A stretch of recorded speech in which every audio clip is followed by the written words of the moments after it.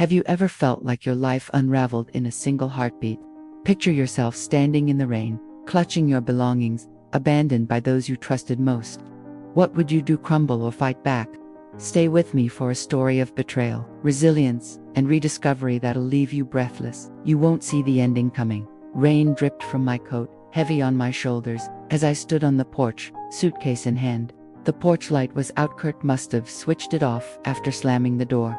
At 73, with 2 grown kids, 4 grandkids, and a pension that always arrived on time, I never imagined I'd be outside my daughter's house, holding my entire life in 2 bags. The chill wasn't from the weather. It was the ache of what had just unfolded. It began with words I didn't expect, even from him. "Helen, we're behind on rent. You're here, so pay up or get out," Kurt said. My daughter Janine's husband, of 9 years, lounging in my late husband's old armchair, his worn hoodie claiming it as his own. I froze, thinking it was a bad joke, a slip from a man feeling small, jobless, frustrated.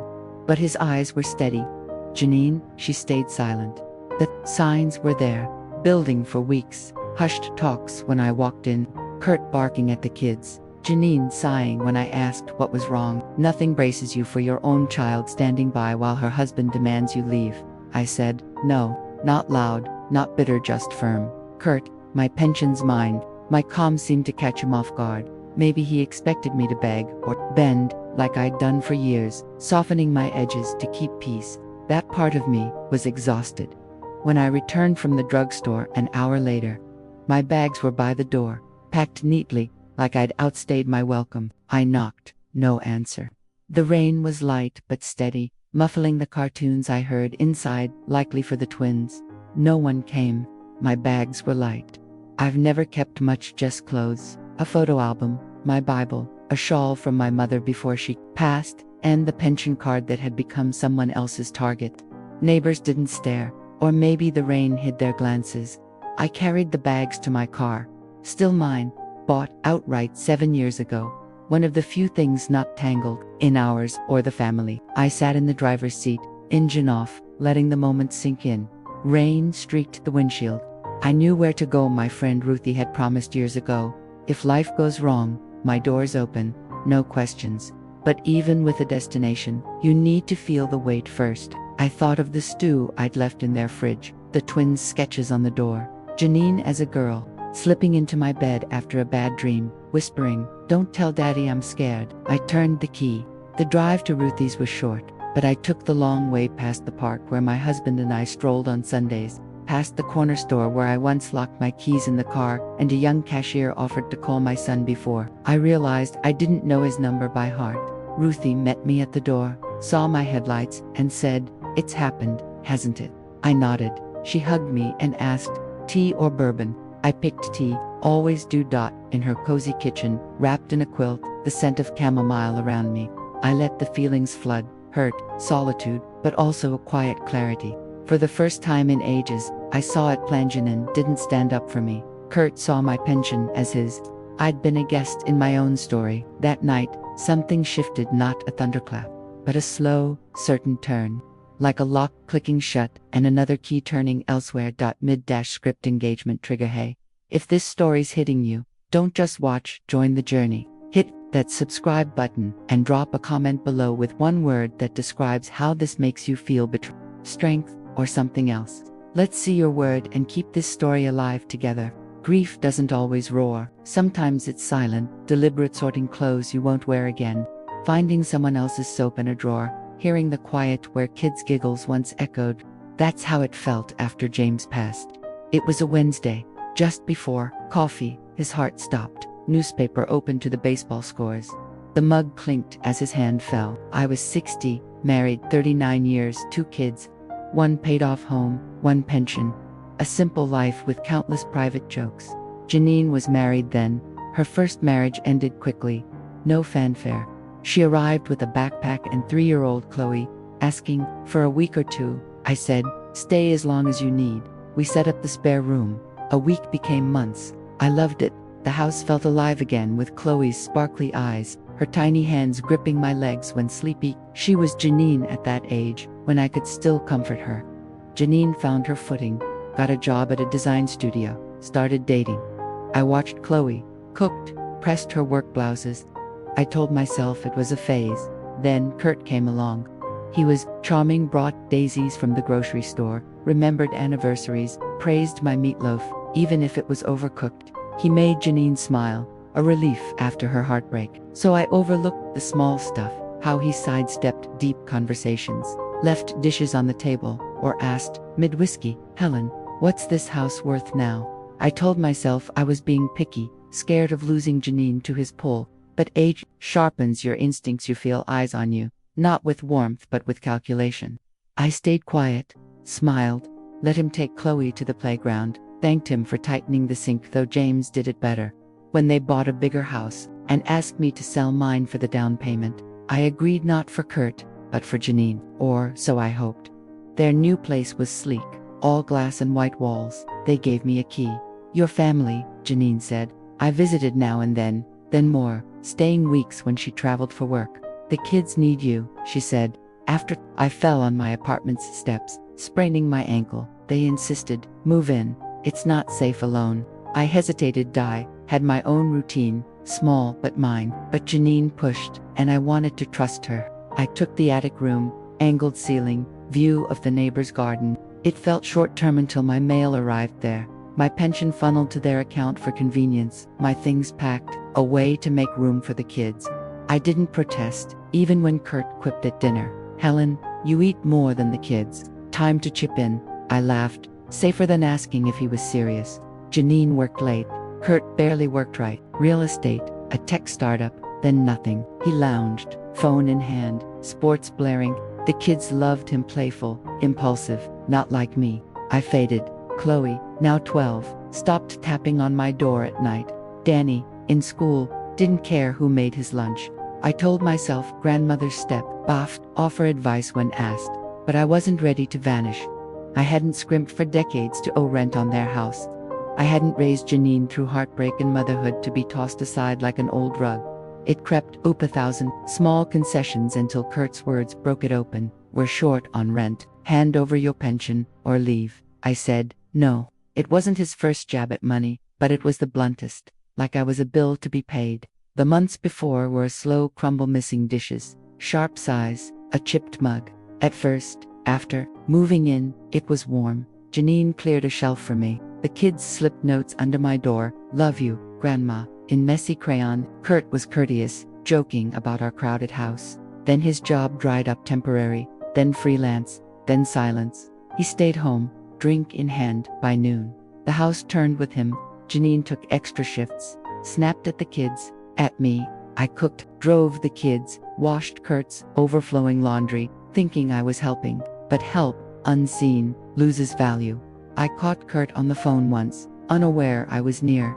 She's got a pension, state benefits, lives here free. That word, like I was a leech. I mentioned it to Janine, softly, over dishwashing.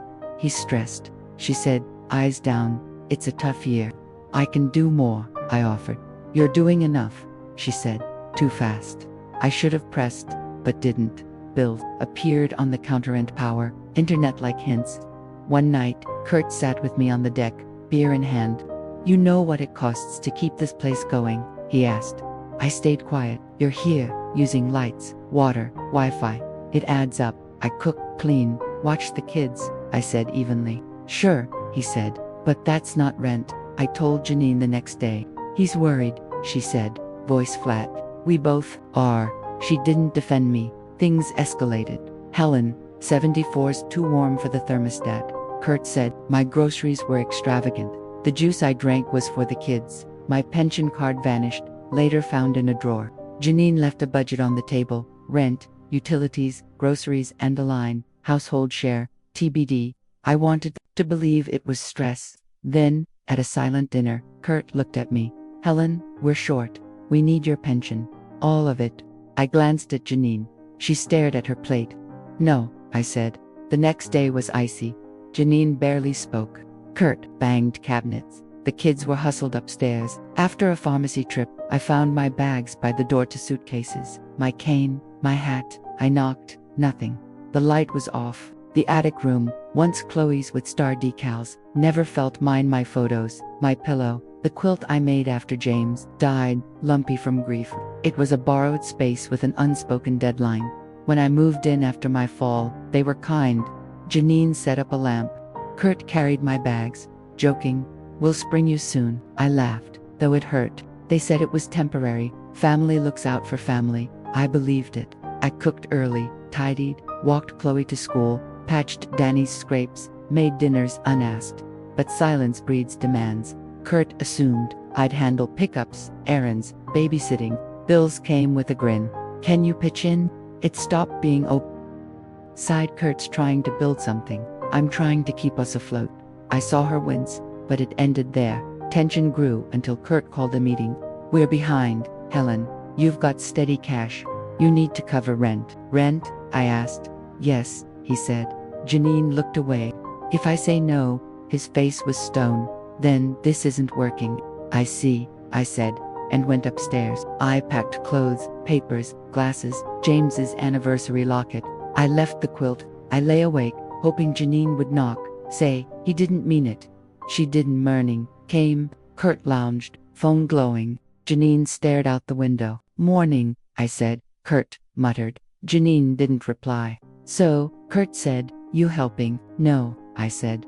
"Why not?" he asked, incredulous. "I've helped enough," I said.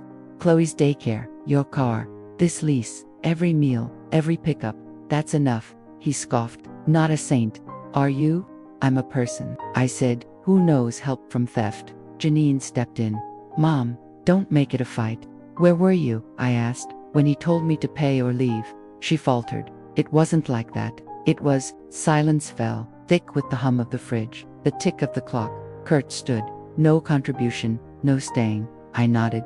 "I'll go. Tonight Ruthie's got a room, and respect." "Don't be dramatic," Kurt said. "Don't be grasping," I replied. I packed quietly, left the rest. Footsteps paused outside my door, then faded. At 6 o'clock, I moved my bags downstairs. While I was at the pharmacy, they'd placed them on the porch, damp from rain. I knocked. No answer. I rang. Nothing. A curtain twitched. Someone saw, but didn't move. I carried the bags to my car, joints aching. I didn't hurry. I wiped my glasses, glanced back once at the house where my grandkids dreamed, where Janine once pleaded for me to stay, where Kurt dismissed me with a shrug. I drove off. Rain weighed everything, bags, steps, the porch I'd swept weekly. 1 mile, I told myself. Then another. Ruthie's light was on. She opened her arms, and I broke. "I thought she'd stop him," I whispered. "I know," she said, holding me like a sister. We didn't talk much. She dried my bags, brewed, chamomile. My shivering eased. "Spare room's ready," she said. "Small, good mattress, warm." "Perfect," I said. It was no frills, just a blanket, a lamp, a place I could be. In the dark, I thought. They did it. Janine let me stand there. Ignored. You can't unsee that truth. Morning brought sharpness. Over Ruthie's eggs, I planned. Secure my pension, check my bank, retrieve records, rewrite my will. At the bank, I told a young teller, "Marcus, lock everyone out but me." He blinked but complied. "Anything else?" "A trust for Chloe, my granddaughter, only her." He nodded. "Done." I called Francis Darrow, James's lawyer. "Helen Whitmore, I need new documents." "Tomorrow, 9 o'clock, she said. That night, I listed my contributions. Janine's car, Kurt's failed venture, Chloe's laptop, Danny's braces, groceries, rent, their trip tickets, not to hold grudges, but to see clearly, to stop pretending it was mutual. I stopped at 25 items and vowed, no more giving in silence. Francis met me with steady eyes, gray hair, crisp blouse, faint lavender scent. "I need changes," I said. "Revoke power of attorney, new will, Chloe as beneficiary, trust for her, no parental access the house." She asked. I'd funded the down payment, but it was theirs. "Nothing there," I said. "Keep everything else mine." "Not vengeance?" she asked. "Restoration," I said. She nodded. We sorted forms, James's old files, now my armor. "Sign next week," she said. "Authorizations change. Today, do it," I said. I felt steadier, not whole, but rooted. My phone buzzed. Janine. "Kurt." "Janine." No messages, just calls. I set it face down. Their silence spoke. A letter arrived, Janine's writing. Mom, I'm sorry you're hurt. Kurt's tough, but we're family. The kids miss you. I miss you. Call me. No apology for the porch, the rain. I tucked it away. Ruthie asked, what's next? My own place, I said, quiet. Mine. No shared keys, no borrowed rooms. She raised her tea. We toasted like women who'd earned their ground. I found a one-bedroom in a 1970s complex worn carpet, squeaky cabinets, but windows with golden light. Quiet neighbors, my thermostat. The manager Letitia gave me keys and winked wind chimes on the balcony. My lips are sealed. I laughed, a real laugh. Moving was easy to bags, a few boxers. Ruthie helped. I set a photo of James and me at Yellowstone on the sill. We did all right, I whispered. You'd love this quiet. That first night was raw, not empty, but open. I sat amid boxers, brewed tea on a loaned kettle, listed needs, bed, lamp, towels, a balcony chair. I slept on a blanket, waking clearer. At the library, I got a new card, updated addresses, searched for used furniture. I bought a faded teal armchair, soft and mine. I sat in it, opened a fresh notebook, wrote, what's next? I'll eat when I choose. I'll leave dishes out. I'll buy raspberries, full price. I'll say no, my money's mine. Janine texted, Mom, the bank called. Why cut us off? Talk to me. I turned off the phone. Chloe texted, Grandma, you okay? Mom says you're angry. I miss you. My heart twinged. I'm okay, sweet pea. I needed a new home. I'll call soon. On my balcony, tea in hand, I watched the moon climb through oaks. No demands, no judgment. Freedom was this breath. Francis finalized the papers. Powers, new proxy, Chloe's trust at 25. No parental access. It's yours alone, she said. I signed steady. At a cafe, I bought a scone and coffee, sat by the window, tasting sweetness I didn't share. I watched life parents joggers, a boy with a skateboard twirling. My first free Tuesday in years. My days settled. Tea, walks, Ruthie's calls, knitting a soft blue scarf, maybe for me. Janine texted, can we talk? We didn't mean harm. Chloe's asking. I wasn't ready. Chloe wrote, I hope you're safe. Love you. I'm safe. Sweetheart. Love you too. Call soon. On day 14, I bought bread, eggs, my favorite jam. The cashier's grin felt warm. I didn't worry what Kurt would say. I wrote Chloe, in ink. Sweetheart, I'm in a quiet place where I can think and rest. I miss you. Kindness doesn't mean letting people hurt you. I'll call soon. Come when you want. Love, Grandma. I mailed it, and it was enough. On my third Sunday, I made soup potatoes, carrots, herbs. James called it heart food, always wanting more. Etta James played, and I swayed, not quite dancing. Ruthie called, Walt. We sat in her garden, sipping tea, eating shortbread. Missed them, she asked. Sometimes, I said, not pay the strain, but Janine, the kids. You did right, she said. I nodded. Got Chloe sent a drawing Grandma's home, a tree, a woman, a speech bubble, tea. I pinned it to the fridge with a clay apple magnet it held. Kurt called. Helen, I was off. Janine's upset. Chloe too. I didn't lock out her grandmother. I said, I don't want excuses. I hung up. Steady. Chloe called. Can I visit Saturday? Parents, no, not yet. But Mom didn't say no. Yes, I said. Apple pie. She giggled. Can I roll the dough? Always. I bought apples, sugar, an apron with stars for Chloe. Saturday, I baked crusts, cinnamon filling the air. Letitia shouted, smells like love. At 11 o'clock, Chloe knocked, hair loose, backpack heavy. Janine stood back, arms crossed. Come in, sweetheart, I said. Janine called, back at 5. I nodded, shut the door. We sipped tea, steam rising. Chloe saw James's photo, her drawing, my knitting. You made that. Slowly, said. She smiled. We talked school, Danny's couch theft, the neighbor's loud dog. Then, soft Mom's sad since you left. Says, you walked away. I was pushed, I said gently. They used you, she whispered. I held her hand. That's why I left. Good, she said. We made pie, her tongue out as she rolled dough. We ate on the balcony's grapes pie. At 4:45, Janine texted. Chloe hugged me. I'll come back, always, I said. The pie plate lingered in the rack, a sweet memory. My rhythm returned tea, knitting a green blanket like Chloe's shirt. Janine slipped a note under my door. Mom, I've thought about what I let happen. I don't expect you to forgive. I miss you. The kids do. Kurt's quiet, leaves the thermostat alone. Chloe keeps your recipe. I know I failed you. I see it. I placed it by Chloe's drawing. Not forgiveness, but a step. Chloe visited again, with crunchy, odd-tasting cookies. Danny ate 6, she said. We laughed. She spoke of a friend with bold eyeliner. I'll be like her, she said. You are, I said. Janine came to the door, hesitant. I meant the letter. I'm sorry. I know, I said. If you want to visit, the kids would love it. I'll consider it, I said. Chloe hugged me twice. Janine didn't press. That night, I tore out the notebooks, list car, business, groceries, tossed it in the bin. I wrote one line. I am here, and I have enough. I did. My joints creaked. The laundromat hummed, but I had my space. Ruthie, a granddaughter who saw my worth, and quiet not absence, but peace. If this story moved you, don't let it end here. Subscribe to the channel to hear more stories of strength and freedom. In the comments, share one word that captures what this journey meant to your resilience, heartbreak, or your own. Your word keeps this story alive, and I can't wait to read it. To anyone listening, if you've been asked to shrink for someone else, hear this: you don't owe them your voice, your money, or your place. Stand, even if it's slow, even if your bags are soaked. The first step from being used is the first toward freedom. And freedom, it's not always loud. Sometimes it's tea on your balcony, a pie cooling, a girl knocking because she chooses to. Sometimes, it's just you, being enough.